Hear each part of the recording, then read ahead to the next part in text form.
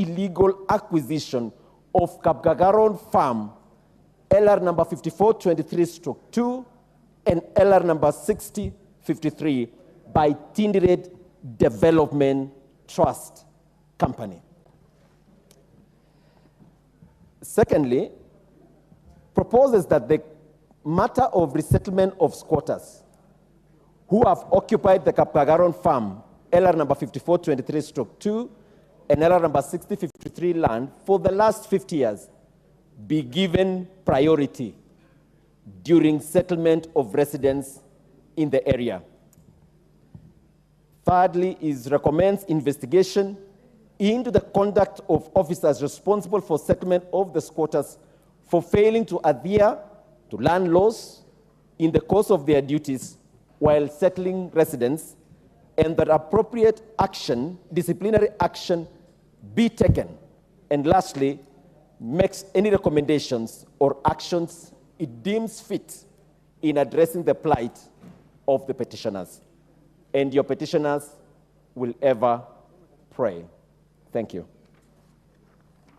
Thank you, Honorable Kituru.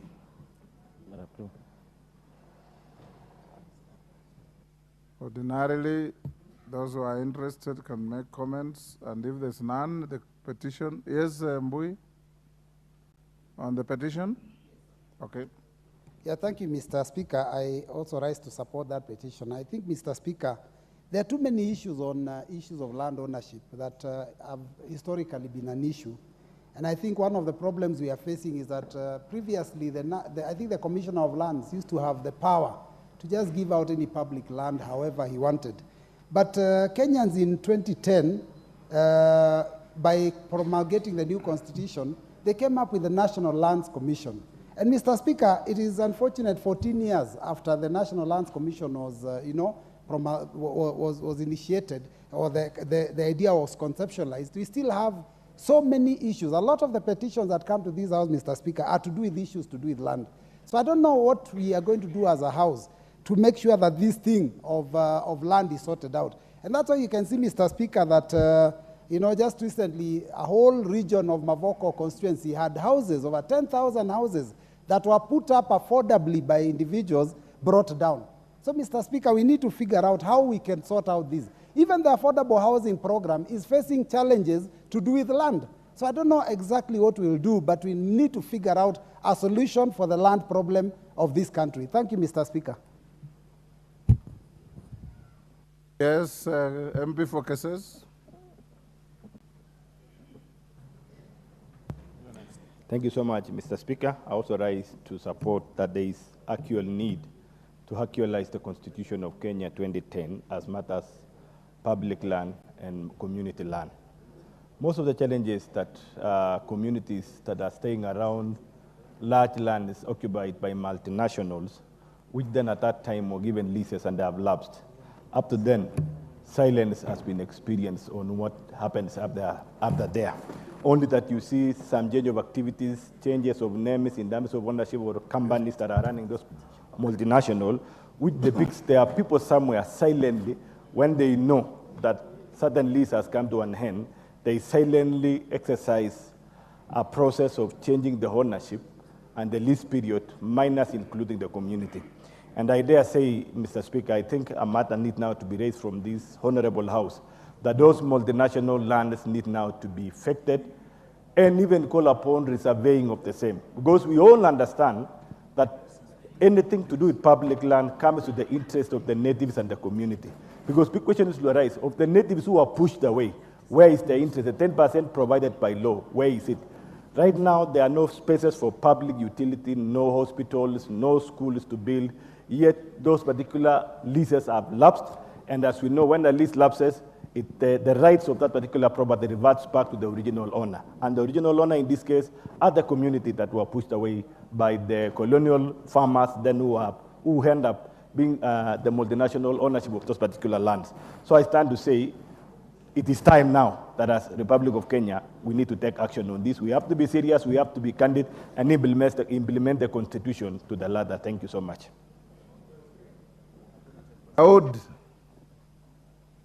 Sorry, Minority, I'll come to you. Thank you, Mr. Speaker. Mr. Speaker, I want to support this petition by Honorable Kitur. Mr. Speaker, land is a very emotive issue, and if somebody's land has been taken away, it's very, very bad. Mr. Speaker, we've got some lands adjudication officers who change the records in the books, and it's written in pencil. Next time you go and check, it is rubbed and put another name, and those faceless people is what we need to look at, Mr. Speaker, and the minister in charge together with the PS need to get to the bottom of those books which are written in pencil and can be rubbed at any time. So I support, Mr. Speaker. Minority Leader. Yes, Honorable Speaker, just to speak briefly on this petition, which I find very, very important. The Honorable Member must be commended for being bold and preparing this petition. Honorable Speaker, the issue we have which needs to be addressed, and I will be addressing you on this much later, is that under the Constitution, the National Land Commission was established at Article 67 with wide-ranging powers and functions. One of those functions was actually to initiate investigations on its own initiative or on a complaint into present or historical land injustices and recommend appropriate redress. I know the initial commission didn't do much. The commission under one Swazuri, it actually failed Kenyans. But I'm happy the present commission has tried to address some of these issues, even though it still needs to be given time. Honorable Speaker, we must be very, very careful, even as I call upon the relevant committee to expedite the processing of that petition. It has to be expedited. But we must be very careful as a House not to fall into a trap of basically clawing back on the gains we have made as a country over the years, especially on the matters of land reforms. Honorable Speaker, I will be addressing you on this matter later, and this is especially on the matter of attempting to reduce the powers, to usurp the powers of the Commission, to have the powers of the Commission usurped by the Cabinet Secretary. That's an issue that this House must deal with frontally, and I'll be addressing you on that issue extensively later, Honorable Speaker. We can't allow, as a House, to have any other authority or office or person usurp the powers that have been given by the Constitution to the National Land Commission, especially the power to determine the value of land and to actually act on behalf of the public of Kenya, insofar as land management is concerned. Honorable Speaker, I lend my support to that petition. Thank you. Member for Mosop. Thank you, Mr. Speaker, for this opportunity to support this petition from the Member of Parliament of Nandi Hills, Kitur. Mr. Speaker, land is a very sensitive issue that directly, truly affects the socioeconomic stability of any society. And the issue of land in Nandi goes back, it dates back to the time of the colonial times. And this issue of Kapkagaron land is one of the many land injustices that we've really experienced in Nandi. Of the 400 claims that came forward to NLC, Mr. Speaker, 10% came from Nandi. We have a lot of people who were displaced, a lot of residents who were truly displaced when the colonialists came in, so that they used the land to cultivate, to grow things like tea, sugarcane, and many other things. So the original people who lived in those lands were displaced. And some of these displacement did not come even during the colonial times. Some of them just happened from the year maybe in the 70s, 80s, up to the late 2000s when this really happened. So, Mr. Speaker, it is a very, very serious matter, and I really applaud Member of Parliament Kitur for bringing this matter so that we can really discuss in full, and also to encourage NLC to look into it so that those people who are displaced can actually be given back their land. The multinationals need to really sit down and figure a way to compensate the original people who own the land. So, Mr. Speaker, I truly stand to support this petition by the member. Thank you, Mr. Speaker. Maungu, member for Luanda. Thank you, Mr. Speaker. Mr. Speaker, I rise to support the petition by my good friend and brother because, as we all know, land is a factor of production, Mr. Speaker. And we have had a lot of land injustices in this country because of leases that expire. And, Mr. Speaker, we've witnessed situations whereby people have been chased, sometimes the property demolished because of purported expired leases, Mr. Speaker. And therefore, the idea by my brother to have this petition before the petition committee, Mr. Speaker, is a great relief. And I hope that and pray that the petition committee, Mr. Speaker, will be able to work on it fast, Mr. Speaker. However, Mr. Speaker, as you may have known, so many petitions have been given to the petitions committee that have not been processed. My fear will be that such a great petition will again delay before the same committee. So my prayer is that as important as the petition may be, the petition committee may be forced to work harder and look into the issue of land, because land is a very motive factor, and we all know that land is a factor of production. And therefore, delaying on this petition, Mr. Speaker, will be delaying on justice of many other people who may be affected by the same. I stand to support. Thank you. Oundo. Thank you, Honorable Speaker, and I must take this opportunity to sincerely thank the petitioner for bringing up into this matter the issue of land, historical land injustice to the fore of national debate and parliamentary debate. Honorable Speaker, under Article 67 of the Constitution of Kenya, the National Land Commission is mandated to initiate investigation on its own initiative or on complaint into present and historical land injustice and recommend appropriate redress. I also want to join my colleague from Luanda that probably, as much as this brings the matter to the purview of House, Parliament, and probably brings it to the national debate, probably the best and easiest place to have sent this petition would have been the National Land Commission. They have the wherewithal, they have got the technology, they have the technical know-how to probably expeditiously address this matter. Whichever way we look at it, Honorable Speaker, whichever recommendation the House makes will have to be referred back to the National Land Commission to address this matter. And then, Honorable Speaker, this brings into question the issue of land management system in this country. The issue of land information management system in this country.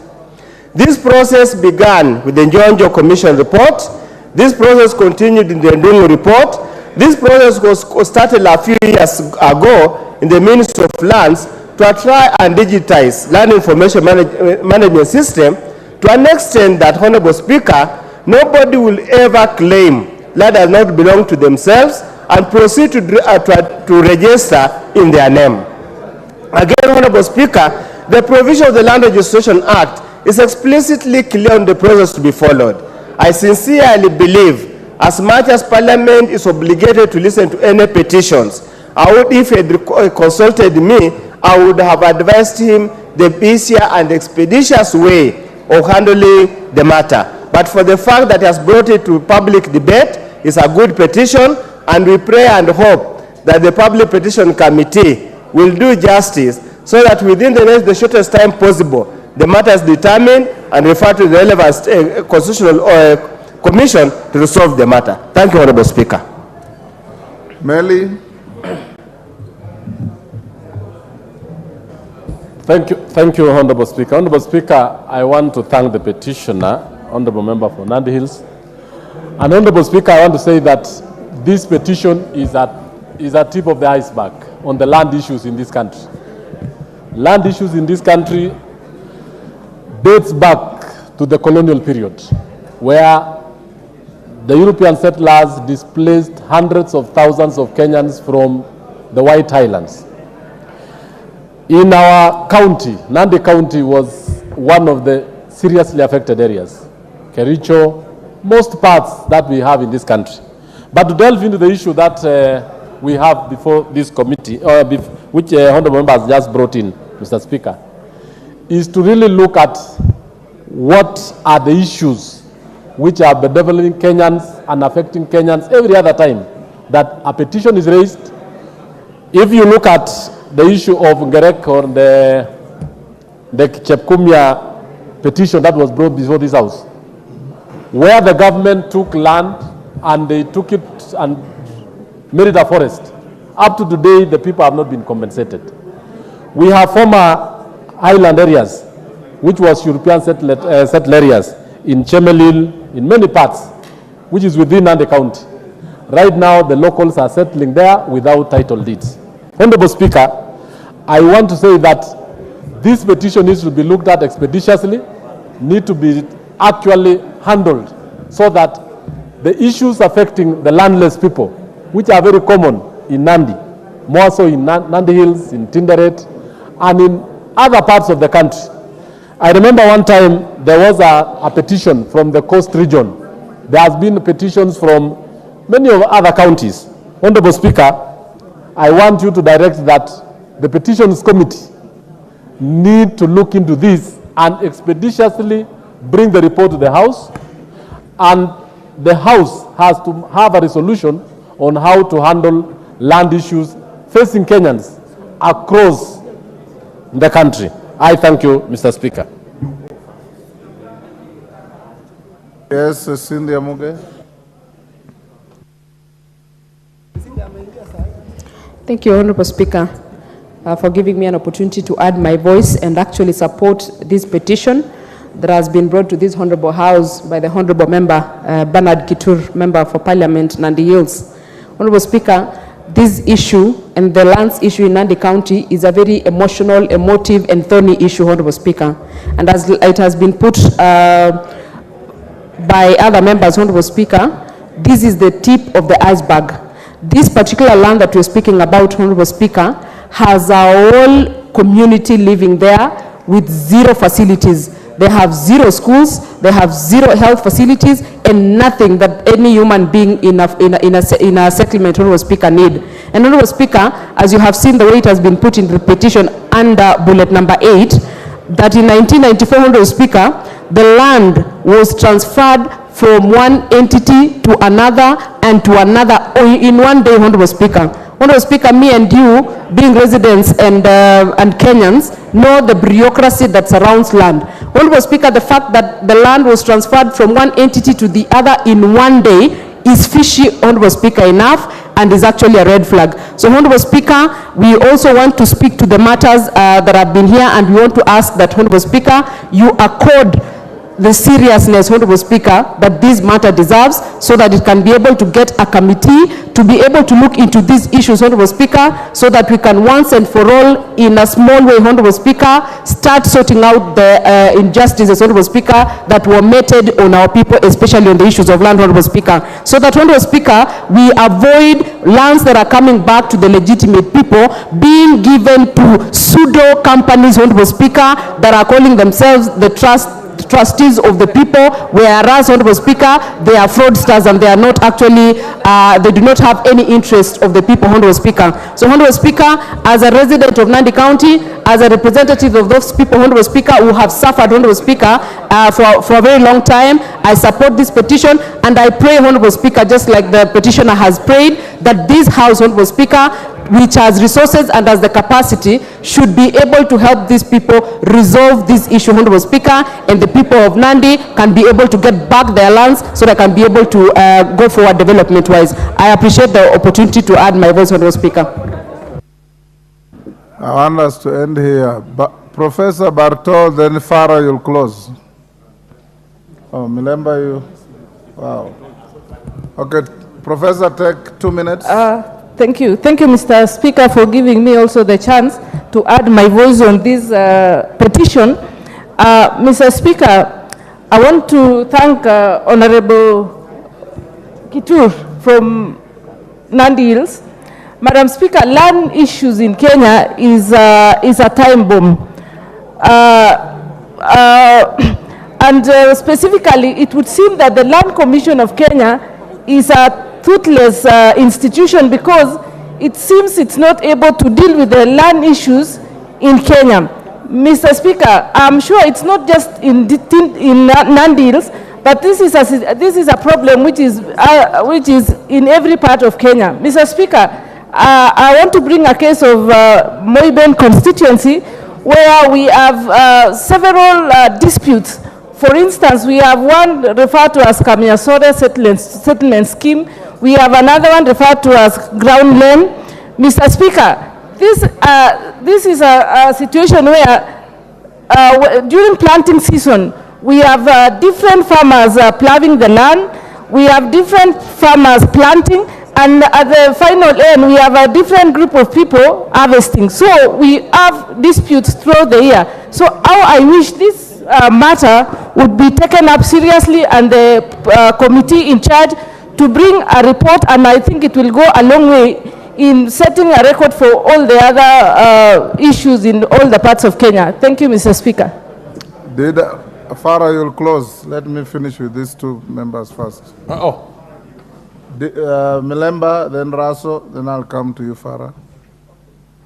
2 minutes, Mheshimiwa. Thank you, Honorable Speaker, and let me support this petition. Honorable Speaker, we have what we call the predisposition in legal language. The predisposition has also been highlighted by Anton Toynbee in his theory of land ownership. That is the first occupancy theory.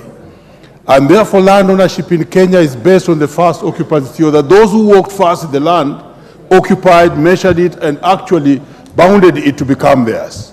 With the coming of Europeans, and that reminds me of the Maasai agreements of 1904 and 1911, and other agreements that were done in Central and Rift Valley, especially Nandi areas, land moved to Europeans through companies.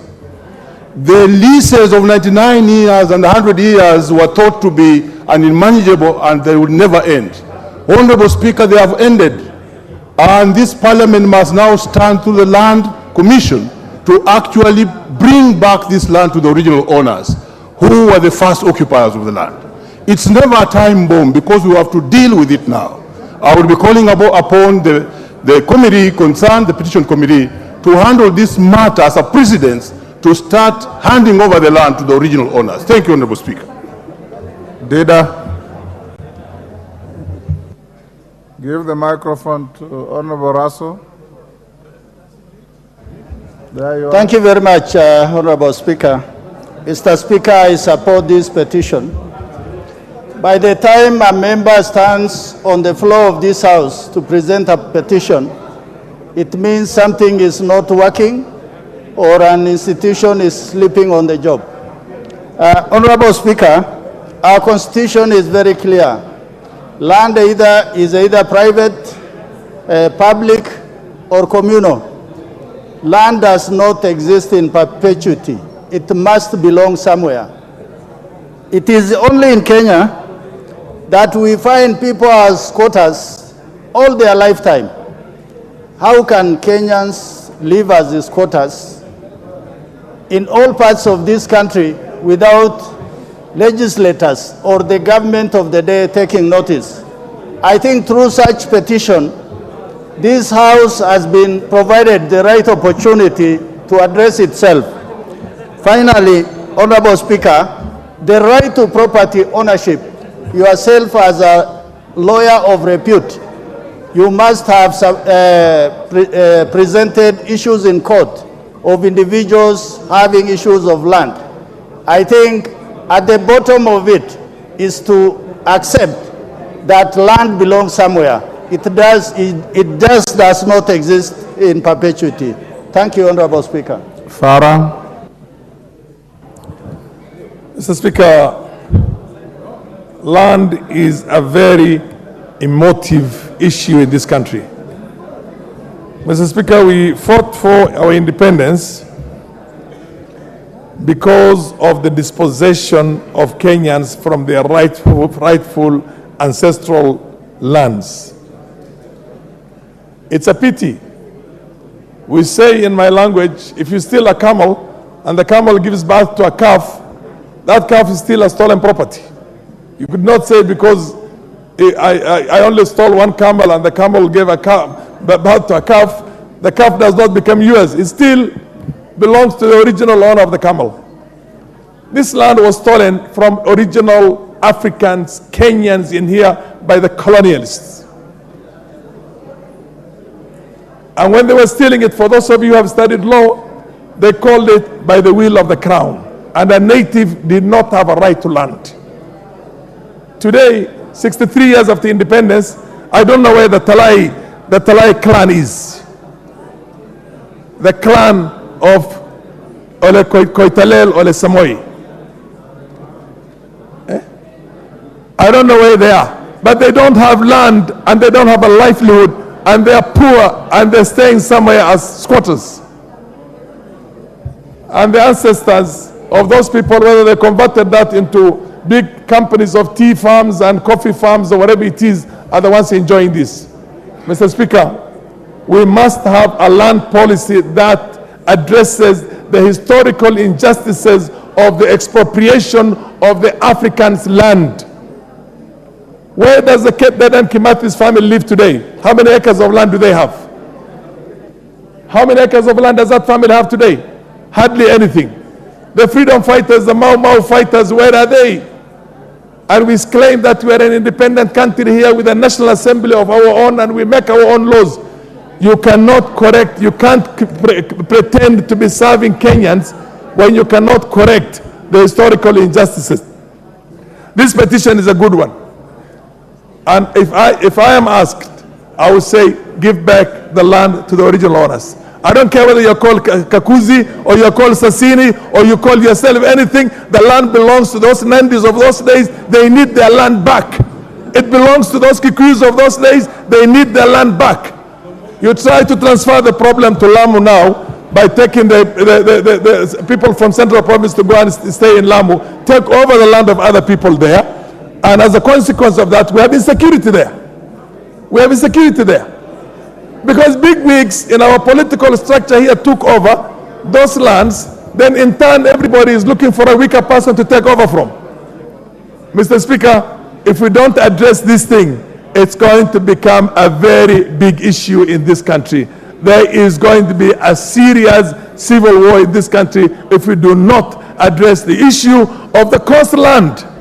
The coastal lands, which have been taken over by other people. You think the sons and the grandsons of those people are going to sit back and just watch what was done to their great-grandfathers and grandfathers, what was done to Koitalelo Ole Samoy? Your time is up. Mr. Speaker, thank you very much. I support this petition. Clerk, when I say 2 minutes, I mean 2 minutes. You favored Honorable Farah with 5 minutes, unlawfully. But thank you for your contribution. Honorable members, this petition stands committed to the Committee on Public Petitions and to report back in the stipulated time and our standing orders. And members who bring petitions, you have a duty to follow up the progress of your petitions with this committee, because I've even given them time to work out of the sitting schedules to reduce the backlog. Kandia, I see you here. You are a member of the Petitions Committee. Your committee must continuously pull up. Eh? Yes, I gave you authority to sit out of the normal times and continue doing so. After recess, I want to see some results from your committee.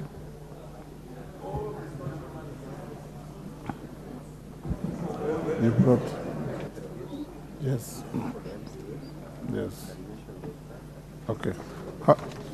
Honorable members, allow us to go back to order number 2.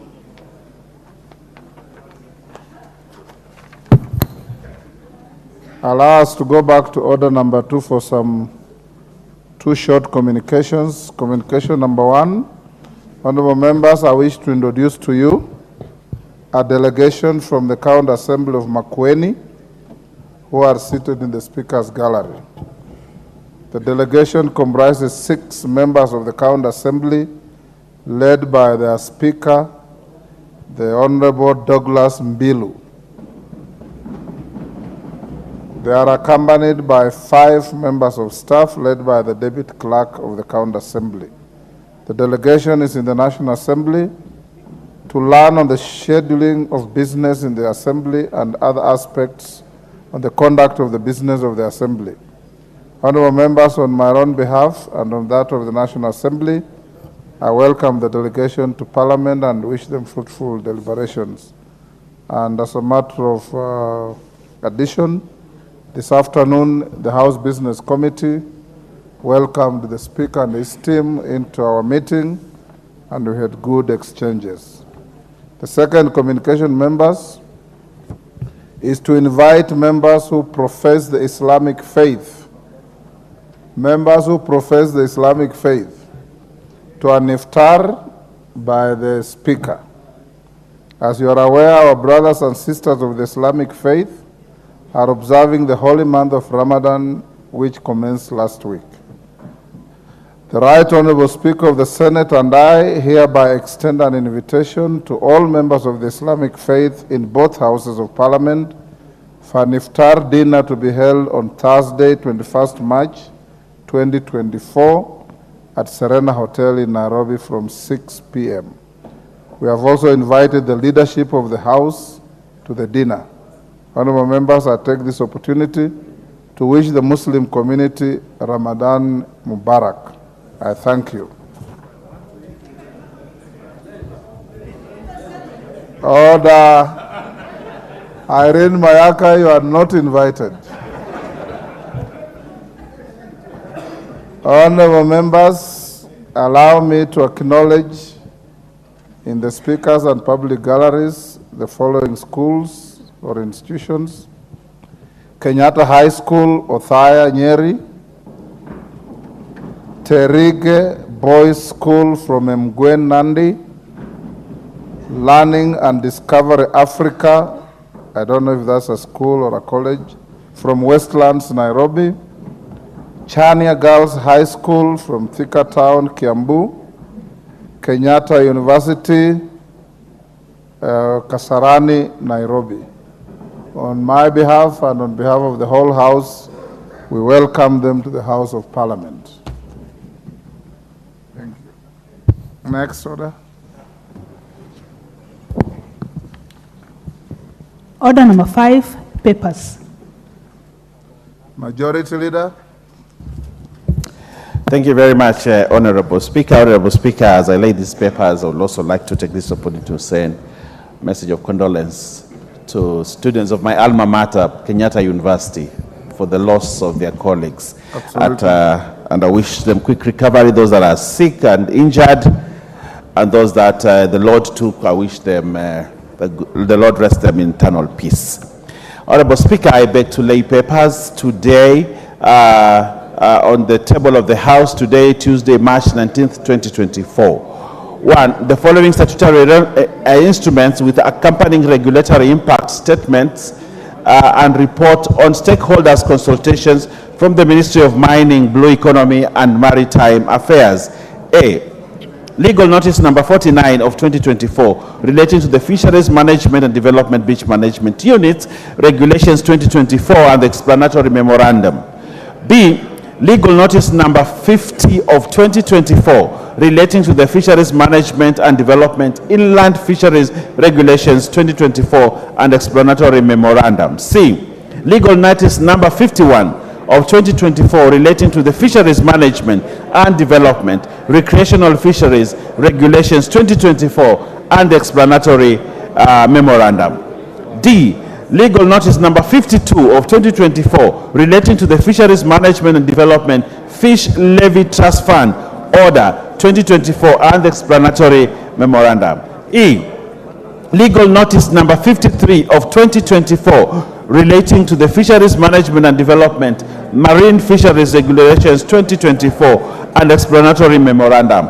F, legal notice number 54 of 2024 relating to the Fisheries Management and Development General Regulations 2024 and explanatory memorandum. G, legal notice number 55 of 2024 relating to the Fisheries Management and Development Safety and Quality Regulations 2024 and explanatory memorandum. And H, legal notice number 56 of 2024 relating to the Fisheries Management Development Aquaculture Regulations 2024 and the explanatory memorandum. 2. Legal notice number 51 of 2024 relating to the Public Finance Management Kenya Millennium Development Fund Regulations 2024 from the National Treasury. And lastly, annual status reports on water, sanitation and irrigation 2023 from the Ministry of Water, Sanitation and Irrigation. Honorable Speaker, I beg to lay. Thank you, Majority Leader. Chairperson, Budget and Appropriations Committee.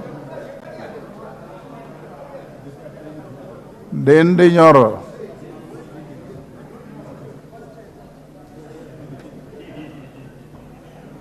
Any member of Chair Budget? Who is the Vice Chair? Mary Emase. Are you the Vice Chair Budget?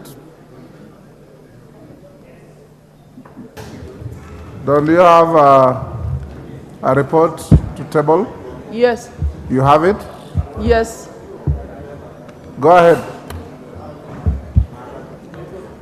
Honorable Speaker, I beg to lay the following paper on the table of the House today, Tuesday, 19th March 2024.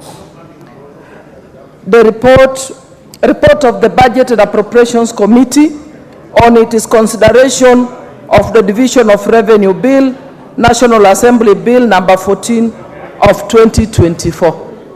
Thank you, Honorable Speaker. Thank you. Next order. Order number 6, notices of motion.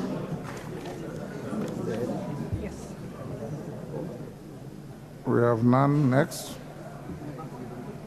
Member for Githunguri. That's Wamshomba.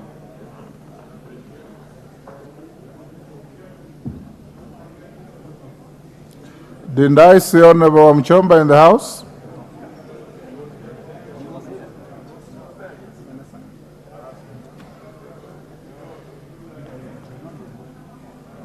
Owen Baya, where is your member?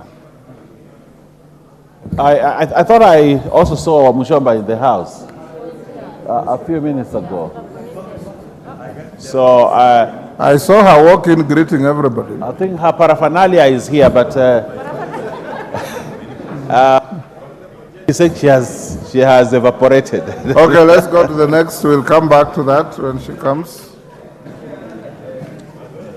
Order number 7, questions and statements.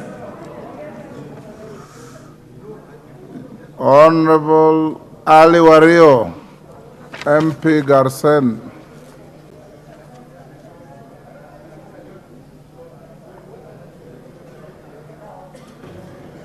Give the Honorable Wario the mic.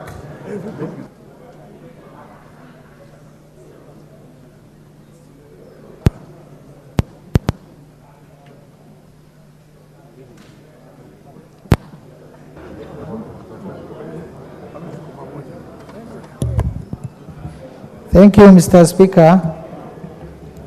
I request for a statement regarding the disappearance of Mr. John Kopesha Abdirova, who is an employee at TARDA. Honorable Speaker, pursuant to the provision of Standing Order 44.2c, I wish to request for a statement from the chairperson of the Departmental Committee on Administration and Internal Security regarding the disappearance of Mr. John Kopesha Abdirova of ID number 9769707 from Garseni constituency. Honorable Speaker, on Thursday, 8th February 2024, Mr. John Kopesha Abdirova of ID number 9769707 disappeared under mysterious circumstance after he was last seen having dinner in Gamba Tana Resort Guest House at around 10 p.m. The disappearance, which was reported at Gamba Police Station under OB number 06/12 2024 has caused distress to his family on his whereabouts and safety. Further, the incident raises serious concern regarding the protection of fundamental rights of individuals pursuant to Article 29 of the Constitution. Honorable Speaker, it is against this background that I seek a statement from the chairperson of the Departmental Committee on Administration and Internal Security on the following. 1. Could the chairperson provide a report on the whereabouts of Mr. John Kopesha Abdirova and the status of investigation by the police on his disappearance as reported under the OB number 06-12-2024. Number 2, what measures has the government taken to ensure that the said person is expeditiously traced and reunited with his family? Thank you, Honorable Speaker.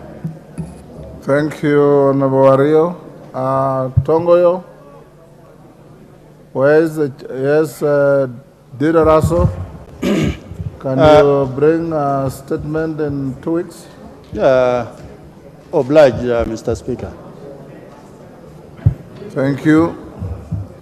Next, Geoffrey Ruku, member from Mbeere North.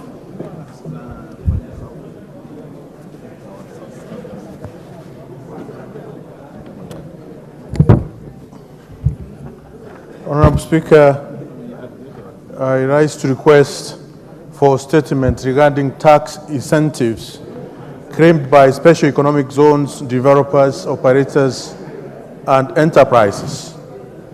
Honorable Speaker, pursuant to the provisions of Standing Order 44-2C, I rise to request for a statement from the chairperson of the Departmental Committee on Finance and National Planning regarding the tax incentives claimed by special economic zone developers, operators, and enterprises by way of waiver and exemptions.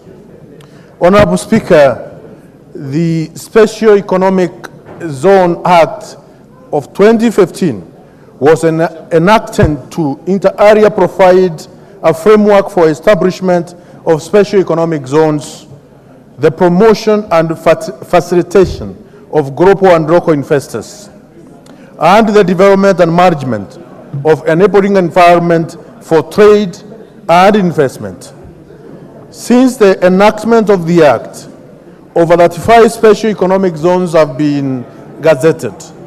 Despite the large number of gazetted zones and massive tax incentives that they claim annually, the number of special economic zones investors in the country seem to be incommensurate, and the special economic zones are categorized with low productivity, which has made their impact indemonstrable. Further, the Special Economic Zones Authority website shows that only 3 of the gazetted special economic zones are public, while the rest are private. Honorable Speaker, the foregoing state of the affairs could be the pointers to a likelihood of a compromised integrity of special economic zones. This could particularly be exploited by unscrupulous land dealers purportedly selling the land within the special economic zones without paying taxes and duties to who unsuspecting Kenyans and investors into economic exploitation without any economic benefits. Honorable Speaker, it is again and the type of jobs created for Kenyans by each of the zones, including the quantum of pay-as-you-earn taxes paid for each year. 4, what quantum of exemptions and waivers have been extended to each economic zone developer, operator, and enterprise in respect of corporation tax, withholding taxes, value-added taxes, including VAT on imports and import duties for each year since 2015. 5, what measures has the National Treasury, the Kenya Revenue Authority, and the Special Economic Zone Authority put in place to forestall abuse of special economic scheme, including the reporting mechanisms? I thank you, Honorable Speaker. Thank you, Honorable Ruku. Chair of Finance, Kimani. Thank you, Honorable Speaker, and I'd like to thank Honorable Ruto for being seized of this matter. Honorable Speaker, the Finance Act of 2023, we created several incentives to SEZs and EPZs in this country. However, since that enactment, Honorable Speaker, we've seen a lot of gazettement of very new and many those SEZ and EPZs. Some of them are even private people's properties. Honorable Speaker, the questions being sought by Honorable Ruto, we would like to handle this matter comprehensively. And so my request would be, even if you would approve, that instead of submitting just a statement to this House, Honorable Speaker, that we make it an inquiry, so that we make sure that we sort out these loopholes that these unscrupulous businesses are using in our SEZs and EPZs, denying us the required revenues, Honorable Speaker, and making it uncompetitive to other businesses and manufacturers that do not necessarily operate within these SEZ and EPZs, much of which, as I've said, have been irregularized, Honorable Speaker. So our request as a committee is that if we are to answer the 5 questions sought by the Honorable Ruto comprehensively, then we'd like to make an inquiry, we'd like to make it an inquiry, visit those SEZs, visit those EPZs, see the actual impact on the losses made in terms of our revenues, both pay, VAT, excise, and all those other taxes, Honorable Speaker, and even the impact of that on export and the competitiveness of the products made in these EPZs and SEZs vis-a-vis those that are made by other manufacturers and businesses that don't necessarily operate in this privileged space, Honorable Speaker. Thank you, Honorable Chairman. I will exercise my discretion under Standing Order 218 and accede to your request. You may proceed under 218-2, and the committee can proceed as you have proposed. Time limit, I'll give you a month. Thank you. Yes, Jared? Jared? Firstly, I thank you, Honorable Speaker, for the opportunity. And I've got quick twin issues to run by you, if you allow me. Firstly, something related to this or totally different? No, different. I thought we are done with statements. There is one more statement. All right. I'll give you an opportunity after thank that. you. Thank you. The next statement is Ondo. Something to do with what? Yes? Speaker, I was just wondering loudly, under the standing orders of this House, special economic zones are oversighted by the Committee of Trade, Industry and Cooperative. An inquiry thought of through by the chair of the Committee of Finance probably it would have been appropriate if there could be some kind of collaboration or a joint committee, because occasionally the same issues, we grapple with the same issues in our committee to wonder what's the economic impact of the incentives, or do they simply amount to tax expenditures that are adding no value to to the economy of this country. So I was just seeking your indulgence if you could make it a joint committee. When the statement came to me, take your seat, I actually thought in that direction, but when I read it carefully, it is dealing with matters of taxes and finance, much more than trade. But should it be necessary for the two committees to jointly act, I'll direct the clerk to speak to both of the chairmen and advise accordingly. But I think the pertinent issues raised relate much more to taxation and finance than trade. But you have a point, it had crossed my mind severally when I looked at the matter. Next member for Mwala, Vincent Musyoka. Yes, Kawaya. Thank you, Mr. Speaker. Honorable Speaker, pursuant to the provisions of Standing Order 44-2C, I rise to request for a statement from the chairperson of the Departmental Committee on Administration and Internal Security regarding the mysterious death and cremation of Mr. William Alfred Mulwa Mutilangi, a Kenyan citizen of passport number CK32227. Honorable Speaker, until his death, Mr. Mutilangi was a renowned innovator working for Pepsi International in the state of New York, United States of America. Following his death, his remains were cremated in the USA by people who were not related to him under a power of attorney prepared by Kahudhu and Co-Advocates, a Kenyan law firm. The power of the attorney was obtained by one Mr. Bakari, an alleged Tanzanian national who claimed to be the deceased son. Honorable Speaker, of note, the deceased relatives were neither aware nor informed of the cremation, and this raises concerns on the motive and the aerial cremation. The family of the deceased has not been able to establish the cause of death because the funeral home where the remains of Mr. Mutilangi had been preserved declined to provide information, citing that it was receiving many inquiries from multiple interested parties. Honorable Speaker, it is against this background that I seek a statement from the chairperson of the Departmental Committee on Administration and Internal Security on the following matters. 1, what is the status of investigations into the suspicious hospitalization, mysterious death, and hurried cremation of Mr. Mutilangi in the USA under a power of attorney by Kahudhu and advocates under unclear circumstances without involvement of the family of the deceased?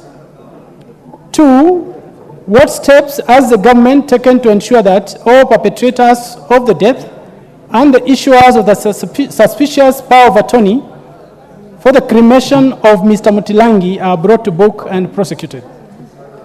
3, what actions has the government taken to ensure that Mr. Mutilangi's family is protected from threats by persons likely to be associated with his death, including securing them from being disinherited from the estate of their deceased kin? 4, what measures has the government put in place to ensure that all Kenyans who die in the diaspora are well preserved and their remains efficiently transported back to their families if they so wish? I thank you, Honorable Speaker. Honorable Vincent, are you sure you directed this statement to the correct committee?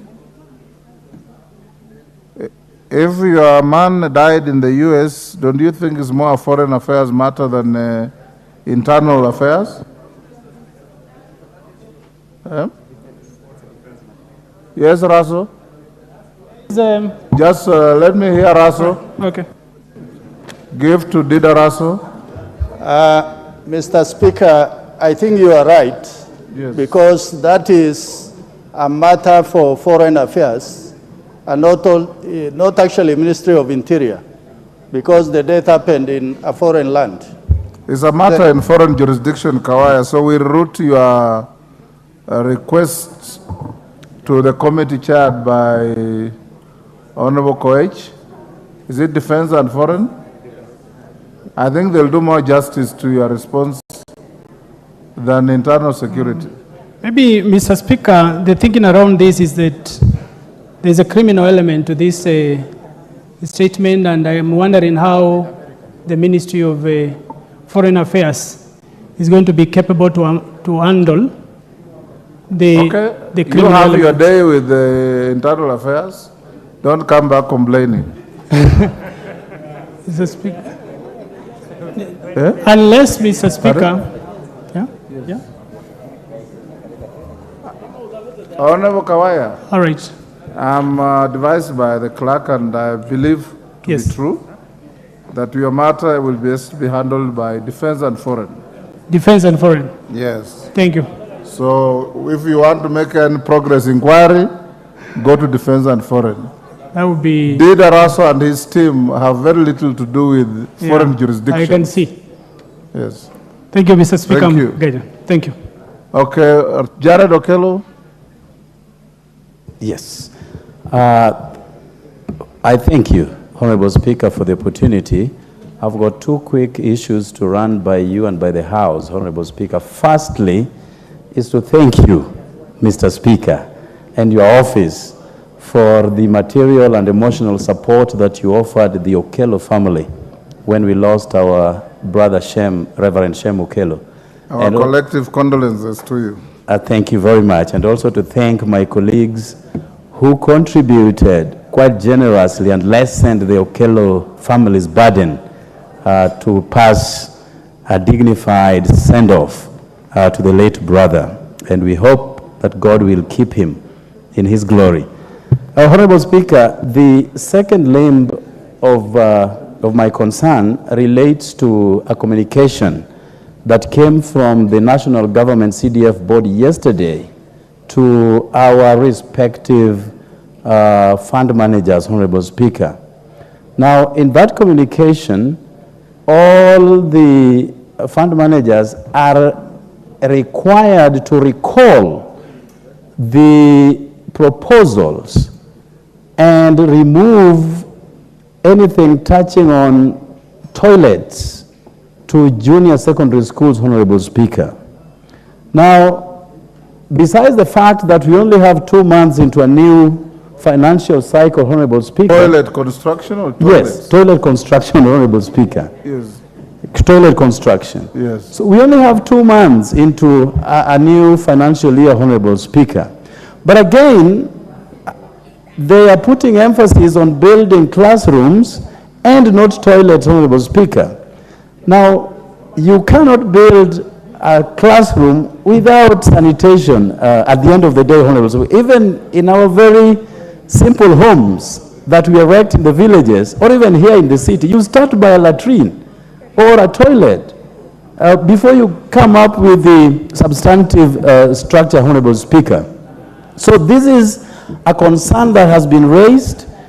We, just the other year, had to thwart the efforts of the same NGCDF board when they applied a retroactive law on NGCDF Act as amended, Honorable Speaker. So this is also another way of delaying the projects by our constituencies, Honorable Speaker. And we only have 2 months. We only have next month and May into a new financial year, Honorable Speaker. So we have received communication from our managers asking us what to do in light of this, Honorable Speaker. So you have always come to the rescue of this House when such confusions arise, and I believe, Honorable Speaker, that with your indulgence and your intervention on this, let us retain what we have 2 months into the new financial year. And when we shall come up with new proposals for the year 2024-2025, then we can put all those concerns that they have into perspective and infuse them in those proposals as and when they will require them, Honorable Speaker. I thank you. Where is Musa Sirma? Is there any member of the NGCDF committee in the House? Who is the Vice Chair? Majority Leader, you've heard what Jared is saying? Honorable Speaker, I have heard what my friend Jared Okello has said. And it's true that NGCDF board has been asking fund managers and MPs to revise some of the proposals that have been sent. I, for one, was asked to revise mine. and I diligently did that so that I can fast-track the process. But more importantly, I think we need to have a conversation with the board so that things that are specific to constituencies, because MPs and fund managers understand the issues that they require in their constituencies. They should not be blocked from implementing. And actually, a lot of these proposals come from public participation. And because they come from public participation, the board, I don't think, should have a mandate to overturn something that came from a public participation. And therefore, I think constituencies should be allowed to implement their projects as mandated by the constituents. But we will also engage the board so that we understand why they are bringing these new things. Is it a Jared Okello concern or is it a widespread concern? That's what... I think a lot of the changes that have come in have affected a lot. I said, I was asked to make amendments to my proposal, and I thought some of them were ridiculous because that's what my people want. Why do you want me to do something else? I know there has been this issue of walls that they have said you cannot build walls for using NGCDF funds. Several things that have come out. But I think we need to sit down with them so that we align to the demands of the constituents and what the constituency requires. I thank you. Yes, Makali Mulu. 1 minute. Yeah, thank you very much, Honorable Speaker. Honorable Speaker, I think the matter being raised by Honorable Gerard is a very important matter because this particular year, Honorable Speaker, I think our select committee on CDF has let us down. This is the second time things have been done and procedurally. And I think the board needs to be told that there is a CDF Act and we also have regulations which very clearly state what should be done. It is not their work to micromanage constituencies. Their work is to look at policy issues and based on that, Honorable Speaker, guide the constituencies. They are micromanaging constituencies, which I don't think is fair. Thank you, Honorable Speaker.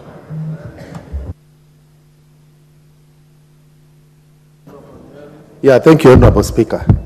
Honorable Speaker, as a first-time member of Parliament, the only resource that I have to serve the people who elected me is the CDF.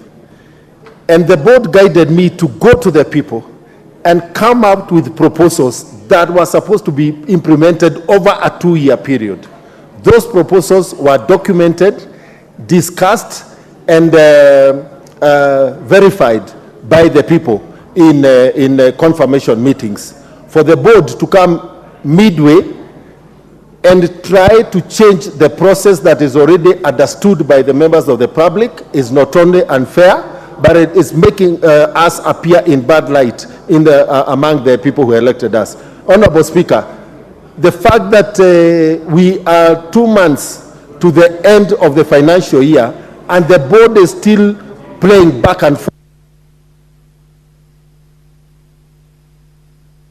Made your point. Nikal? Thank you, Mr. Speaker. I think the most important thing that the board for NGCDF should do now is to disburse money. To come with problems here and there, bringing the proposals back and forth is basically a delaying tactic. We are far gone into the year, we need the money. You can't build classrooms, add more children, and you don't put toilets. What we need, let us have the money and use it. The year is ending. Thank you, Mr. Speaker. Mbui. Mr. Speaker, you know, I think the CDF board is going overboard because they have, the mandate is just basically to implement what members get from the general public. And Mr. Speaker, there is a law that we use for NGCDF. And that law does not prohibit any constituency from building a perimeter wall for a school. Because, Mr. Speaker, the school could be full of children that sneak out at night and they needed a wall so that they can be kept in. There is no law that prohibits a school from building toilets for their children. So these members of the board need to be careful, Mr. Speaker, and stop breaking the law. I think, Mr. Speaker, this one we must stand firm and say no. Let those things that the public want done in our schools be done as per the law. Mutunga.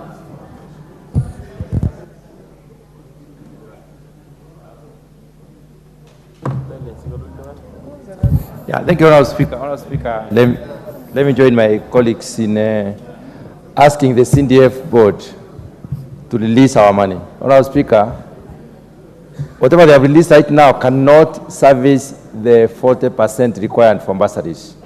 You are at a loss as member of parliament to know whom should you give bursary. Are you going to give the universities and colleges? Are you going to give the secondary schools, or is it the day secondary schools? So we need that money, Honorable Speaker, and I think they are taking a little bit too long. Thank you. I think we'll end there. Where is Musa Sirma? Is not here. Owen Bayer, you're directed to get Musa Sirma to bring a statement tomorrow at 2:30 on this matter.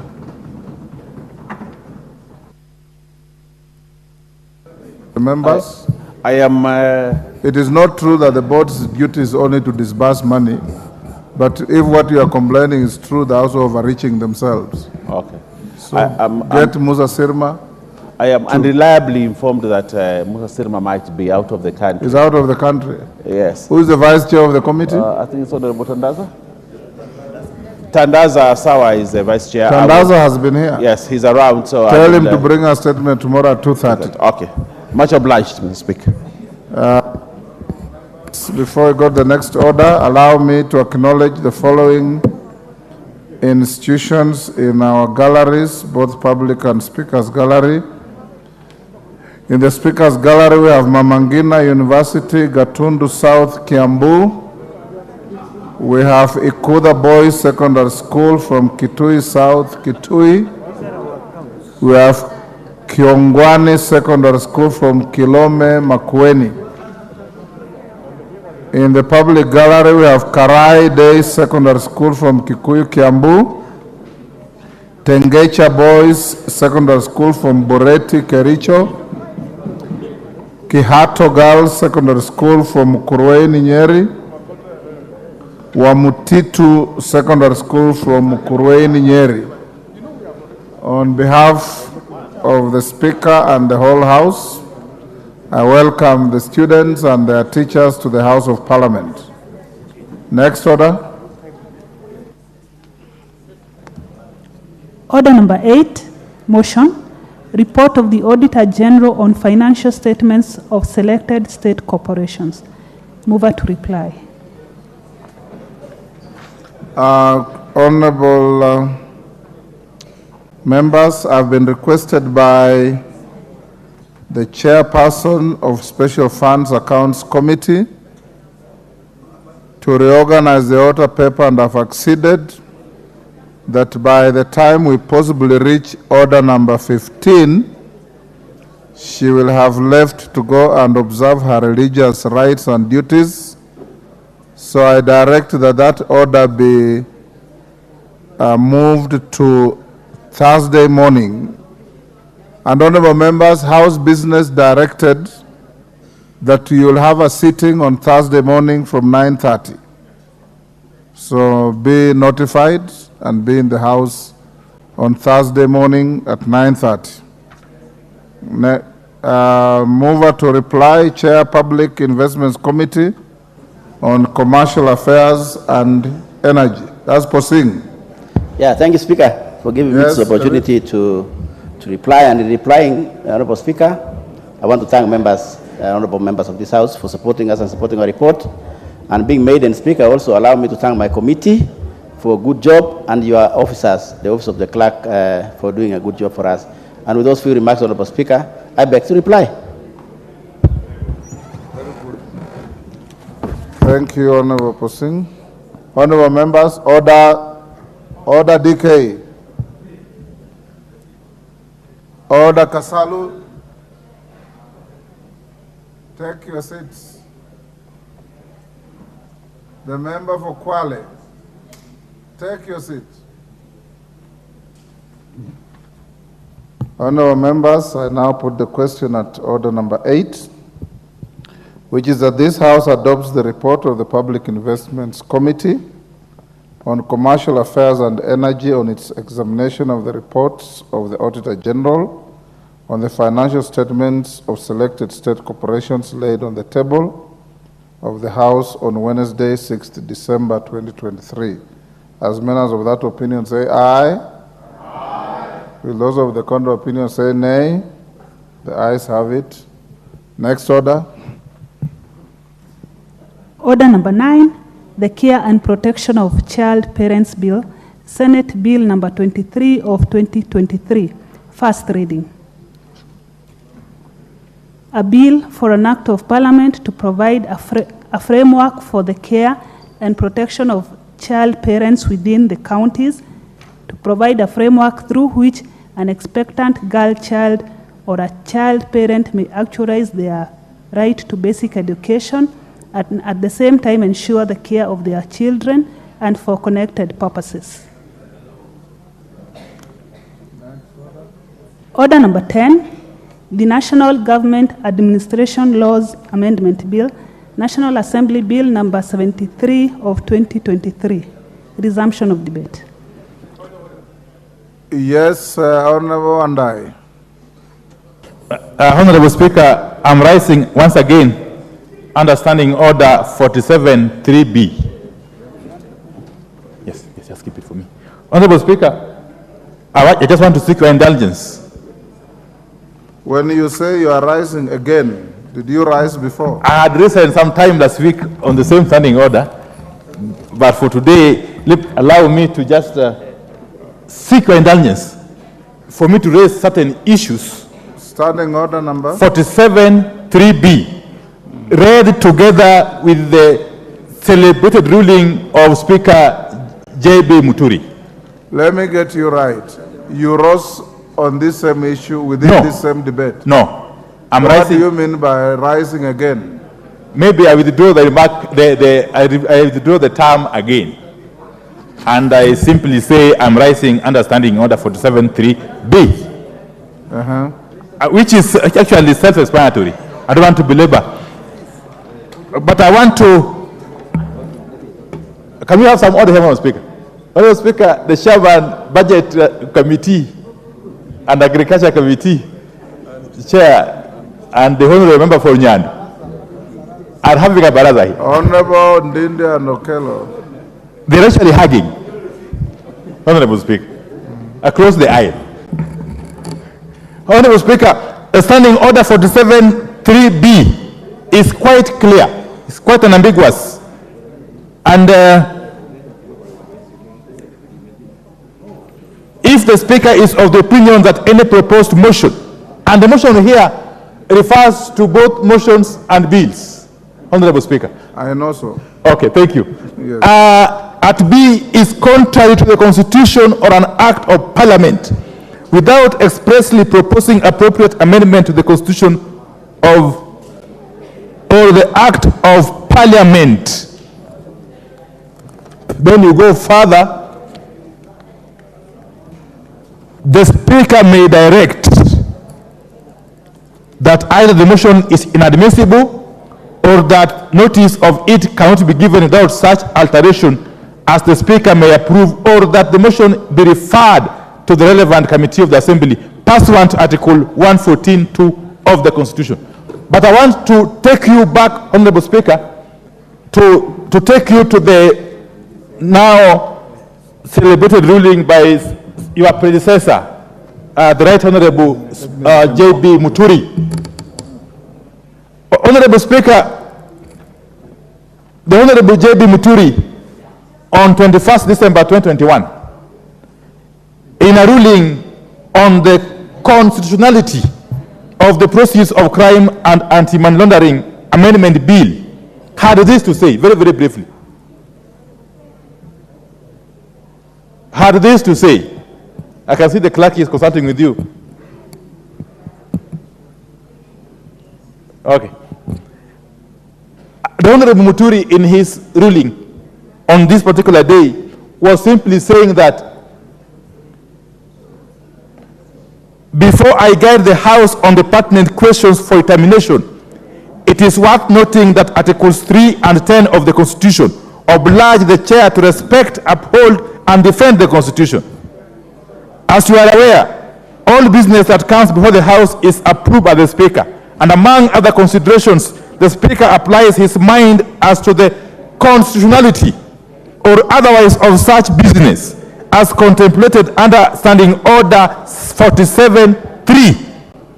Let me also hasten to add that notwithstanding the approval of any business by the chair here implies the speaker, under the standing orders, it has now become an established parliamentary practice of this House that a question of the constitutionality or otherwise of any matter under consideration by the House may be raised at any stage of its consideration. Indeed, my predecessors and I have been invited on several occasions to guide the House on issues of constitutionality of various matters before the House. Honorable Speaker, that ruling read together with the Standing Order 47.3b is what I'm relying on to plead with you to allow me to raise these constitutional issues concerning the motion under consideration, that is the National Government Administration Laws Amendment Bill 2023. And I will proceed, Honorable Speaker, to say as follows, and very, very briefly so, Honorable Speaker. Honorable Speaker, Article 3 and Article 10 are clear. I don't want to really read them. Members are now conversant with those two articles provide for. But I've got issues, two issues in this bill. I'm aware the relevant committee, the Committee of Justice and Legal Affairs, has dealt with some of the issues. But there are two issues in this bill that I wouldn't want this House to proceed with and vote on while we know that we'll be acting in vain. Honorable Speaker, we'll be acting in vain. And this House cannot afford to act in vain. Honorable Speaker, the two issues are to do with, first, the establishment of the office of the head of public service. Two is the establishment of the office of what? Oh, called what is it? CSS are called what? The Chief Administrative Secretaries. Those two offices, as contemplated in the bill, are outrightly unconstitutional. And therefore this House cannot proceed, should not really proceed to process this bill in the manner it is currently crafted. And I would really be inviting you to make a ruling before we can proceed with this motion. But let me say this. First, on the issue of the head of public service, Honorable Speaker, the bill is attempting to establish the office of the head of public service, Honorable Speaker, outside the Constitution. When you read the Constitution at Article 154, Article 154 of the Constitution establishes the office of the Secretary to the Cabinet with very clear functions and powers, Honorable Speaker. And I won't read them because they are clear. Members can read for themselves. Article 154. As a matter of fact, if you allow me, 154, because I want to be mindful of time. 154, there is established the office of the Secretary to the Cabinet, which is an office in the public service. It goes on and on to enumerate the functions of this office as one, being in charge of the cabinet office, two, being responsible for arranging the business and keeping the minutes of the cabinet, and three, conveying the decisions of the cabinet to the appropriate persons or authorities, four, to have other functions as directed by the cabinet. Honorable Speaker, if you go to the bill, what the bill is assigning this office is laughable. And I'll be asking Honorable Mboy to assist me for the time being. Let me listen to him. Which page is that? This bill, Honorable Speaker, is attempting to assign the proposed head of the public office to be the chief of staff of the president. to be the administrative head of the executive office of the president, and previously to be the custodian of the seal, which I'm thinking now the committee has removed, okay, and so on and so forth, and to perform any such other functions as may be assigned by the president. Honorable Speaker, there is nothing in these functions as proposed in the bill that are not being performed by the Secretary of the Cabinet, which is a constitutional office established under Article 154 of the Constitution. So in other words, this House is being invited to create some kind of mongorel, to create some kind of office that will superintend over a constitutional office. Honorable Speaker, Honorable Speaker, we are being invited in broad daylight to establish an office through an act of parliament, to lord over a constitutional office under Article 154 of the Constitution, Honorable Speaker. That to me is outrightly unconstitutional. There is no other way you can keep it, Honorable Speaker. If you really want to establish such an office with distinct functions, then there is no shortcut. Just go to the Constitution and amend it. Amend the Constitution and remove powers from the Cabinet, from the Secretary of the Cabinet, and assign them to the office of the Head of Public Service. But more importantly, Honorable Speaker, the Head of Public Service is also going to attempt to perform functions that are only meant for the Public Service Commission. Public Service Commission, under Article 233 of the Constitution, Honorable Speaker. We are not even aware, I'm not even aware, because the bill is silent. Is this office, is this a state office or a public office? It's not even clear here. Because if it were a state office, it will be a different ball altogether, because there's no way you can establish a state office through an ordinary statute and stand to be corrected. You cannot. You cannot. And you cannot establish a public office which can only be done by the Public Service Commission and make it superior to a constitutional office under Article 154 of the Constitution. That is my issue with that particular office. I want to go to the second office. The office of the Chief Administrative Secretary. Honorable Speaker, Article 152 of the Constitution is very clear. It is the article that establishes the cabinet, and the cabinet is clearly composed of the president, the deputy president, the attorney general, and who? And the cabinet secretaries. Okay? I give a specific number of cabinet secretaries. Honorable Speaker, the Constitution goes ahead at Article 155 and establishes the office of the Principal Secretary. Honorable Speaker, the architecture of the Constitution, if you read it logically, Honorable Speaker, you will see that from the Cabinet Secretary, the second in line is the Principal Secretary, with distinct functions. Distinct functions. I want to read for you one of the functions of the Principal Secretary under Article 155. Article 155 of the Constitution. There is established the office of the Principal Secretary, which is an office in the public service. Which is an office in the public service. Honorable Speaker, I'm looking for the functions of the cabinet of the Principal Secretary.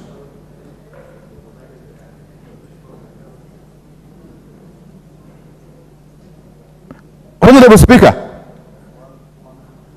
155, yes. 155, no, my eyes are failing me. Okay. Okay, add 155 sub-article 2. Each state department shall be under the administration of a Principal Secretary. Under the administration of a Principal Secretary. The Constitution did not contemplate that at some point in time, a House of Parliament would sit and purport to establish another office outside the Constitution, to be somewhere between the Cabinet Secretary and the Principal Secretary. There is nowhere. The Constitution, the drafters of the Constitution could not have imagined that at some point in time a parliament would create an office outside the Constitution. Would create an office through a statute, an ordinary statute. Order. There's a point of order from. But I am also. I'm also on a point of order. Use the mic. Thank you very much, Honorable Speaker.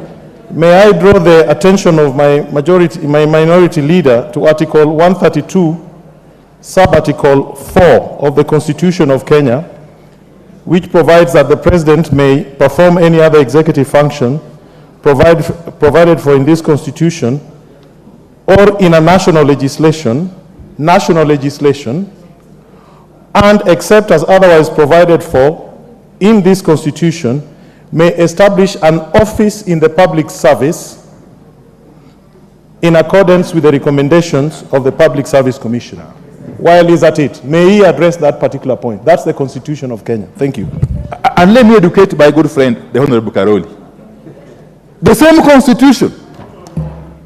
Constitution under Article 234, Sub-Article 3A. Okay? Just go to Article 234, Sub-Article 3A. And it says clauses 1 and 2 shall not apply to any of the following offices in the public services. One is state offices.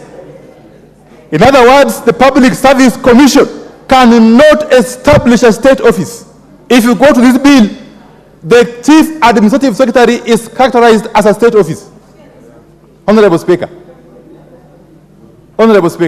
I think he is now properly educated. Honorable Speaker,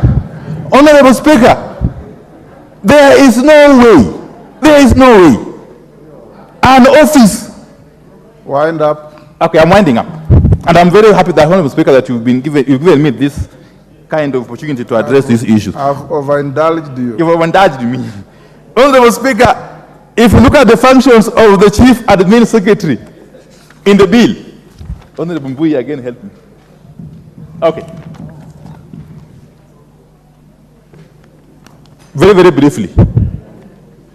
The functions of the Chief Admin Secretary. He or she shall be responsible for, among other things, responding to issues relating to the portfolio assigned to the office, liaising, representing the Cabinet Secretary at any meeting, performing any other duties assigned by the Office of the Attorney General and Cabinet Secretary. In other words, a plain reading of this bill tells you that the Chief Admin Secretary shall be responsible to the Cabinet Secretary. In other words, he or she shall not be responsible to the Principal Secretary. So in short, you are creating this office above that of the Principal Secretary. He is essentially a Deputy Cabinet Secretary. And you are creating this office outside the Constitution. Mr. Honorable Speaker, this is an arena that we should be careful not to venture into. Because if we do so, we shall be setting ourselves as a house to very needless litigation. And you know the verdict, Honorable Speaker, without really preempting. These ones, if it goes to any court, will be declared unconstitutional. So why should we waste time? Why must we waste taxpayers' time deliberating on these issues which are very clearly unconstitutional? Therefore, I want to plead with you. I want to urge you, Honorable Speaker, that you discontinue this debate and retreat to make a considered ruling on the issues I have raised before the processing of this motion or bill can proceed, yes, one way or the other. With those preliminary remarks, I rest my case. Thank you. Thank you very much, Honorable Speaker. Again, there's a misconception here. If you look at Article 234, it took me a bit of time to get it.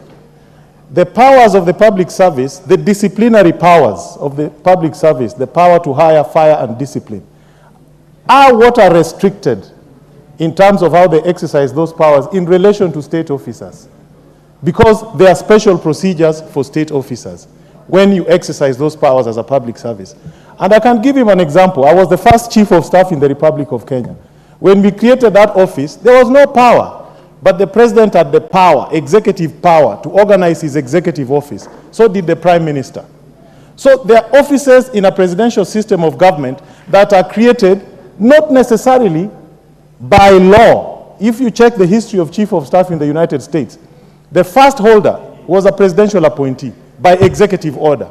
And over time it has gained currency. Simply because in a presidential system, such as the one we have, there are officers that cannot exercise both what you call bureaucratic power as well as political power.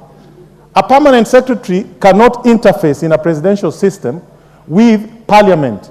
So in a presidential system such as the one in the United States, the presidents have their chiefs of staff who can exercise both bureaucratic power as well as executive power and interface politically with Congress. And that power is vested in the president. And what he's quoting under Article 234 limit the authority of public service in terms of hiring, disciplining, and directing the state officers. But it does not extend, it does not limit the power of the president under Article 132 to establish offices in the executive as he so wishes. Thank you, Mr. Speaker. Murugara hold. Jared Okello. Yes. On the same issue. Murugara, you are the chair of the committee. Hold. I'll come back to you. Honorable Speaker. Hold your horses, Murugara. Honorable Speaker, even as I align myself with the sentiments as expressed by my brother, Honorable Wandai, I did read the ruling by the High Court on this same matter, Honorable Speaker, with a tooth comb, because I needed to understand the gist of this entire issue. And one thing that caught my attention, Honorable Speaker, is what the court said, that we are being governed by a constitutional dispensation of the year 2010. And this constitution went into details as highlighting these offices, some of which are now under question. And one fundamental issue that these judges raised is that the position of cabinet secretaries, chief cabinet secretary, chief administrative secretary, was going to be a person just between the cabinet secretary and the principal secretary. So by inference, chief administrative secretary is a boss to a principal secretary.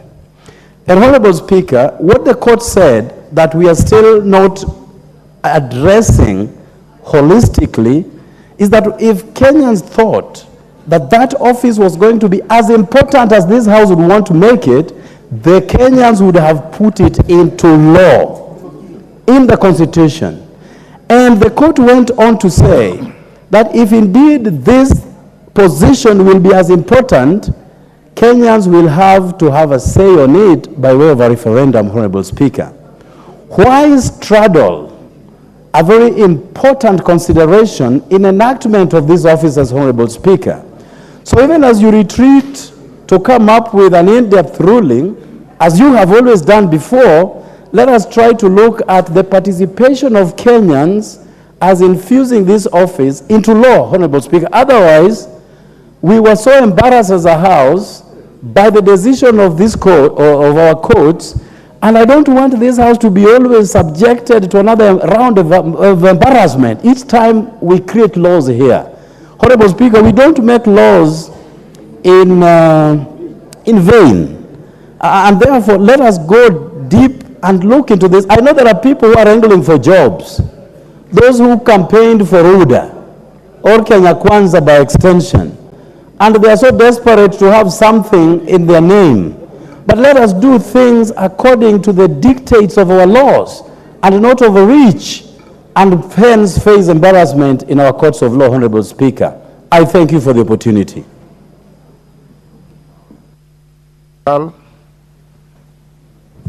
Thank you, Mr. Avoid Speaker. tedious repetition. I think Mr. Speaker, this office, historically, I can remember I was in government when the Constitution of 2010 was in process. Historically, this came from the office of then Assistant Minister. That's where this all comes from. And what the Constitution at that time, the argument at that time, that often it was found that the assistant ministers really didn't have specific jobs that they were doing. As permanent secretary, we are always asked, without much guidance, that to just ensure your assistant minister has something to do, assign them jobs to do. And therefore, the argument that came when the Constitution was coming was basically that this is not necessary, and therefore that position of the assistant minister was removed. And that is how later on, after the Constitution had been in place, the new government was being put, then it was felt that we needed chief administrative secretary. What you are saying is incorrect. I was an assistant minister for 5 years, and my letter of appointment from the president specifically listed out what my duties and responsibilities were as an assistant minister. Basically, those duties, Mr. Speaker, with all due respect. The minister never operated at the whim of the minister. With due respect, with all due respect, Mr. Speaker, those actually were just to assist the minister. Basically, all of them. But let's not go into that argument. Now, when we come to this, Mr. Speaker, if you look at the positions that they're supposed to do, if they're going to liaise with the Parliament, or this Parliament, every time we have had to interact with, there's been we have been very clear that we need to liaise with the Cabinet Secretary. Now, this position is creating another level. Mr. Minister, if you're saying they are going to liaise with the county government on matters of concurrent mandate, Mr. Speaker, we have the Intergovernmental Relations Technical Committee, whose job is basically that. So again, that is not. Then providing interministerial and sectoral coordination. We have the office, like in this case, the cabinet secretary who is actually dealing with that matter, whole cabinet secretary. So once again, why are we creating this position? Mr. Speaker, representing the cabinet secretary in any meeting, that actually is where the issue started. And so we are just going backwards. So Mr. Speaker, I just wanted to add that we are actually going backwards in terms of our constitutionalism. So what we have actually changed in 2010, we are clawing back and bringing them through statutes. And I think that is not, I'm not a lawyer, but I don't think that is very proper. Are you done? Morogara? Yes, Chepkonga.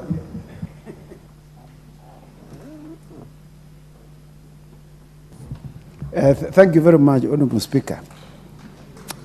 You know, to have located this matter properly, I expected the minority leader to have quoted extensively from the case law. This matter has been litigated upon, Mr. Speaker. He knows the decision of the court in Kenyatta 2, when this position was declared to be unconstitutional. It was declared to be unconstitutional because there was no law that established it. In fact, the advice from court at that time, Mr. Speaker, was go and pass the law in Parliament. What they decided was not to pass the law.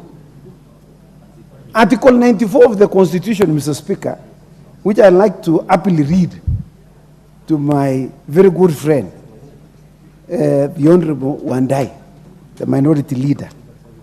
If you read Article 94.2, 94.5, it says no person or body other than Parliament has the power to make provision having the force of law in Kenya except under authority conferred by this Constitution or by legislation. Mr. Speaker, It is the very reason why this bill is in this house this afternoon. In fact, so that we can debate, agree, disagree. And Mr. Speaker, the second issue that I expected the minority leader to have addressed, he should have read the report of the committee, and he would have seen very clearly that his side, except one, the Honorable Atienda Molo, dissented with regard to the matters that were raised in this bill. So unless, Mr. Speaker, we are being held hostage by the minority leader on account of the Honorable Atienda Molo's advice, which I want to believe that he has taken legal advice from a minority, a report of the committee, Mr. Speaker. Mr. Speaker, if you read Article 232, which my very good friend, the former Chief of Staff, 132, Mr. Speaker, he has clearly stated the position. The only thing that the minority leader did was to skirt around, not wanting to address the issue, because he had been advised by the Honorable Atienda Molo, so he could not depart from it. No. How can you point of order where you received advice from a dissenting member? Yes, Wandai. Honorable Speaker, I don't think the Honorable Chakonga is in order to continually imply that I got legal advice from the Honorable Atienda Molo. He is, in essence, casting aspersions on my ability, my capacity to decipher legal and constitutional issues and to actually articulate them in the manner I have always done here. Yeah, is he in order? Could you rule him out of order, Honorable Speaker? I don't know if Atienda Molo advised you, but it's not wrong to be advised. Especially when you are the leader the way you are. Why is Robert Mbui next to you? He's your assistant and he advises you. And even when you started the argument, you said, Mbui will help me as I go along.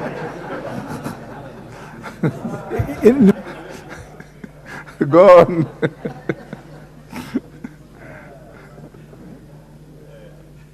Give Chepkonga the mic. Thank you very much, Honorable Speaker. Wind up, Chepkonga. Thank you very much, Honorable Speaker. Honorable Speaker, you know, I don't know why anyone would have a problem with my co-chair, in which, you know, Mr. Speaker, you appointed the caucus of lawyers to represent this House. And he knows he receives ample advice from the Honorable Atienda Molo. So we have no problem. He's a senior counsel, Mr. Speaker. So in fact, to receive counsel from senior counsel, it's very good. And in fact, you should be very happy with it. Mr. Speaker, you know, Article 234 of the Constitution gives power to the Public Service Commission to create and abolish offices. Mr. Speaker, so you know, the Public Service Commission indeed created the offices, and as a consequence of that, it was said that there was no law. In fact, Mr. Speaker, so that you can anchor this into the law, that is the very reason why this legislation, this bill is pending before this House this afternoon. You've made your point. Thank you. Murugara. Thank you very much, Mr. Speaker. Mr. Speaker, let me thank you for allowing this debate to go on and commend you for that. But unfortunately, what has been raised as a point of order by the leader of minority is actually the dissent of Honorable Atienda Molo to the committee report, or reports which we have already tabled in this House. Unfortunately, the leader of majority never took time to read those reports. The minority leader did not take time to read the two reports. We have the substantive report and an addendum. And these actually would have settled his issues. And may I confirm to the House that those reports are now reports of the House. And therefore, whatever is in there are acts of this House and cannot be wished away. First and foremost, may I speak about the head of public service. That office substantially differs with what we have in this particular bill. And the reason it differs is because we also, as a committee, had issues in the way it was being formed.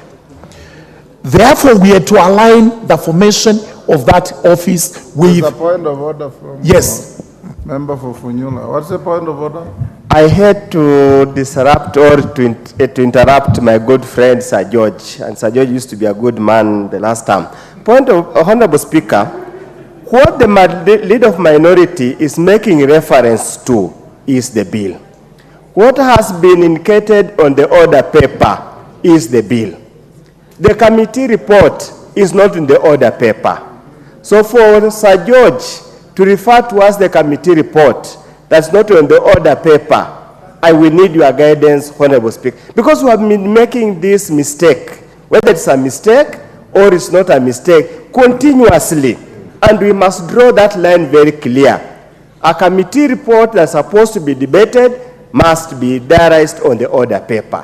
What is on the order paper is the bill, and the bill has not been amended, has not been withdrawn to be amended, so that it's presented in the organized form that complies with the Constitution.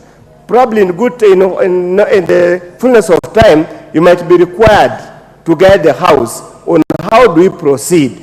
Do we proceed to debate the committee report, or do we proceed to debate the bill? Thank you, Honorable Speaker. Honorable Undo, the reason I keep on urging committee chairs to bring and table their committee reports is because they're part of the process of legislation.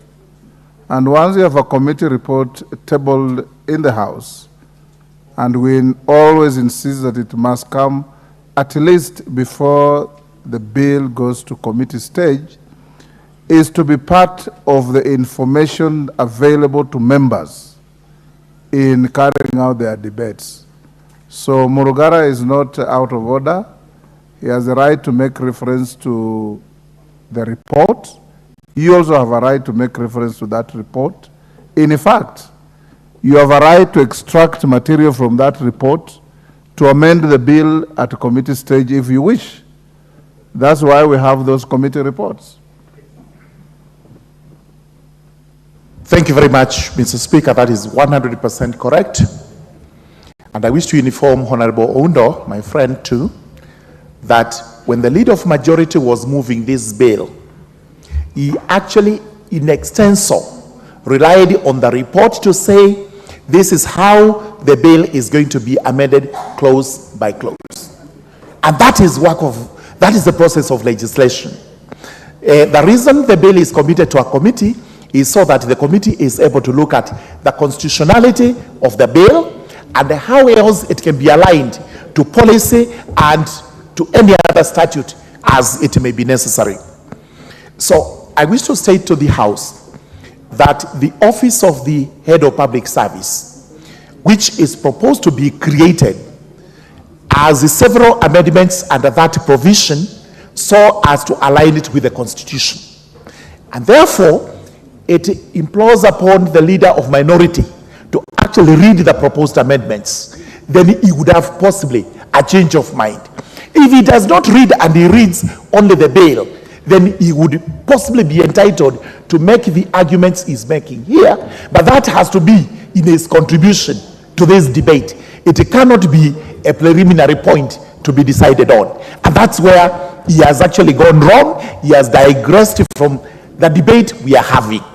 We have made it elaborate that the office of the head of public service is going to be in the executive office of the president. It is not as we have it here. Number two, it is an office in the public service. That now falls under Article 132 and 134 of the Constitution. Therefore, that cures the defect. The rest of it, we have analyzed what the functions are, which are not in a conflict at all with the office of the Chief Cabinet Secretary, because we know this exists.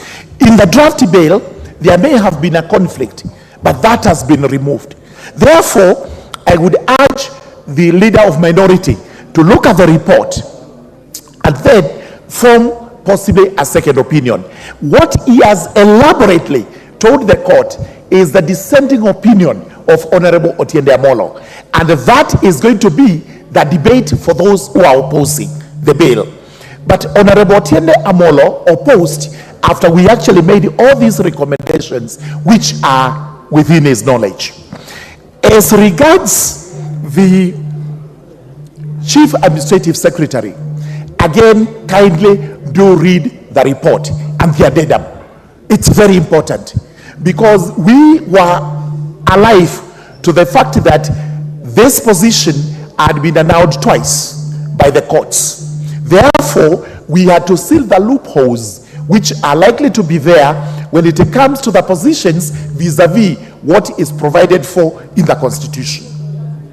So what have we done? Number one, we have made it no mention whatsoever. If it is mentioned in the bill, we have recommended that these are not state officers. State officers are created or are provided for by the Constitution. These are not state officers. They are offices that are established under the Public Service Commission. So that, in that manner, number one, we have complied with the Constitution.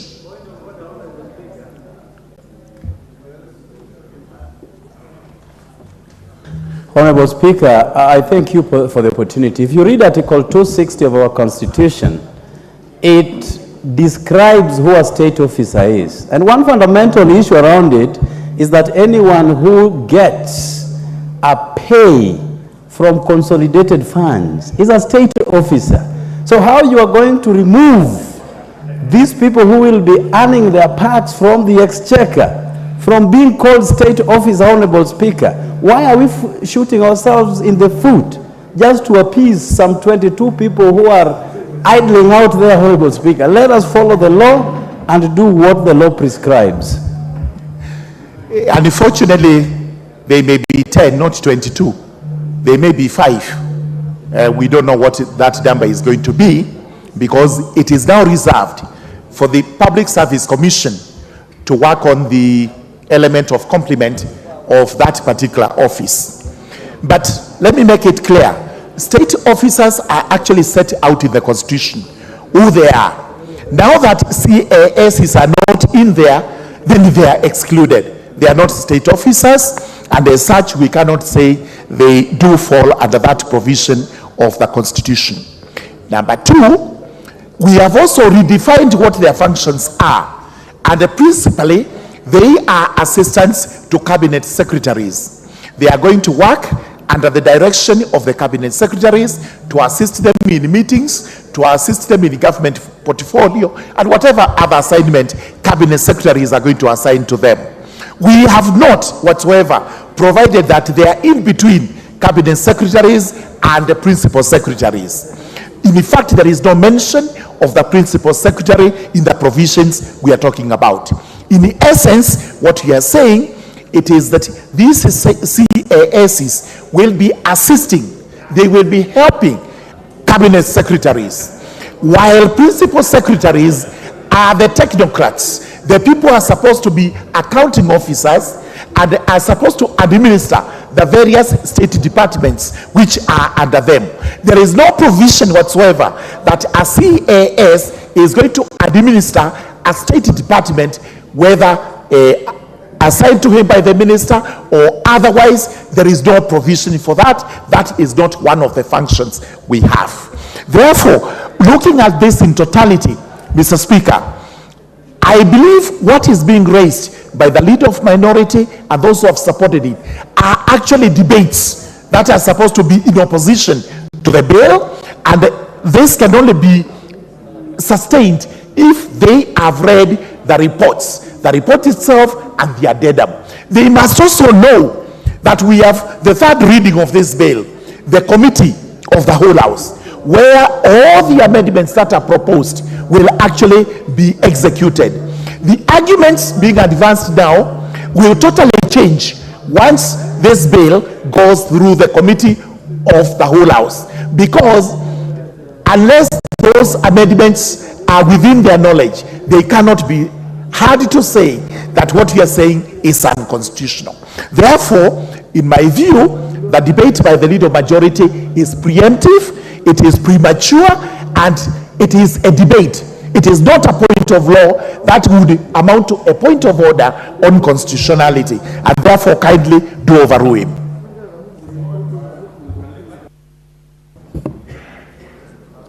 So, thank you very much, Honorable Speaker. Honorable Speaker, you are being invited here by the Leader of Minority to give a ruling on the constitutionality of the two items that are contained in the National Administration Amendment Bill. Honorable Speaker, the issues of the CASs is an issue that has been canvassed in almost 4 courts in this country, with rulings that have been delivered. And the dissenting ruling of Justice Ongundu was very clear. She had no issue about the constitutionality of these positions. She had issues about the numbers, On the same issue, the court where Visram sat, they're also very clear about numbers.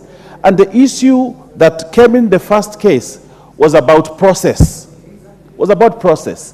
Now, the process issue was keyword because the court said because there was no public participation and because there was no interviews, the recruitment process had not been done properly. Therefore, it was ruled as unconstitutional on the basis that it did not follow the process as established in the Constitution. The current administration, what it did was to ensure that they go through do the things that the court had requested that be done. One, public participation was done to cure the issue that had been raised. Secondly, the process of advertising, recruitment, interviewing, and recruitment was also followed. So the issues that were raised in the first case were set aside on the basis that the government followed the process as prescribed by the court, Honorable Speaker. So the issues of constitutionality as raised by the Honorable Wandai do not hold water, especially on a bill which has gone through the committee, and the committee has looked at it and seen the issues they are in and have said that these issues as raised, and I have read the dissenting opinion of the senior counsel, Otiende Amolo. And in his dissenting opinion, is actually very shaky, based on the rulings that have been made, based on what Parliament is in the Parliament is in the process of curing the issues that the court has talked about. So, Honorable Speaker, reject and refuse to be invited by the Honorable Wandai to get into the debate of the bill, because that is what he's inviting you to do. On the issues of constitutionality, this Parliament and these honorable members are able to sit to look at the issues that are in there, make amendments at a committee of the whole, and ensure that the bills that we pass in this house are constitutional, are lawful, and they're going to take us forward as a country, and not the back and forth in which Honorable Wandai is inviting you to entertain. Honorable Speaker, refuse that entertainment.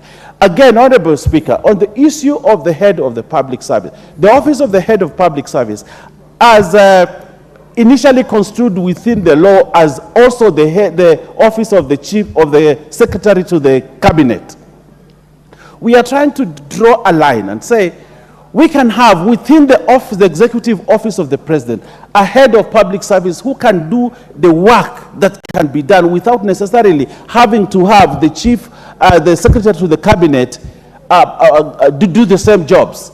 We have seen inefficiencies. We want to cure the inefficiencies. But the Honorable Wandai is inviting you to look at a constitutional issue that is non-existent, especially on the office of the head of public service. Honorable Speaker, I will request you to reject that invitation, allow this Parliament to debate these laws and make a position, and we pass a good law that can stand the test and can also stand any litigation in any other court in this country. I thank you, Honorable Speaker.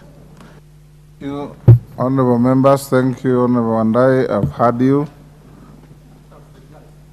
It is not a motion for you to reply to. No. There is no right of reply here. You raised your protestations and members have contributed. You will reply. Okello will want to reply. Everybody else who spoke will want to reply. There is no provision for that. I direct as follows that the debate at order number 10 will proceed. Once it is done, if